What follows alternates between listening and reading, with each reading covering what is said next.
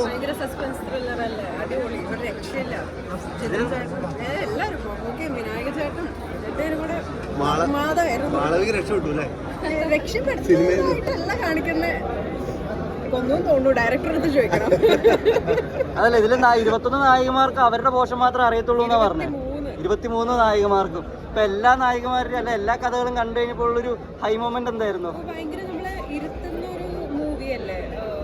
എനിക്ക് മൊത്തത്തിൽ അങ്ങനെ തോന്നി. നമുക്ക് ഇങ്ങനെ നെക്സ്റ്റ് എങ്ങനെയാ കൊല്ലുന്നത് എന്നുള്ളൊരു ഇത് ആകാംക്ഷയായിരുന്നു എൻഡ് വരെ. ഭയങ്കര രസമായിട്ട് എടുത്തിട്ട് എഡിറ്റ് ചെയ്യാൻ പറ്റുന്ന ഒരു സസ്പെൻസ് ആയ എല്ലാം ഒട്ടും എഡിറ്റ് ചെയ്യാൻ പറ്റുന്നത്.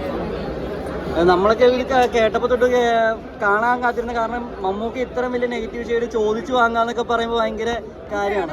അതേപോലെ തന്നെയാണല്ലോ നമുക്ക് മമ്മൂക്ക പറഞ്ഞ പോലെ മമ്മൂക്കയുടെ ക്യാരക്ടറിനോട് നമുക്കൊരു ഇഷ്ടം ഒരിക്കലും തോന്നിയെന്ന് വരില്ല. പക്ഷെ ഇപ്പോഴും ആ ഒരു സീൻസ് നല്ല ഓടിക്കൊണ്ടിരിക്കുന്നുണ്ട്. ഒരു ഗുണമല്ലേ അത്? അതൊക്കെയല്ലേ വാങ്ങാൻ പറയണേ.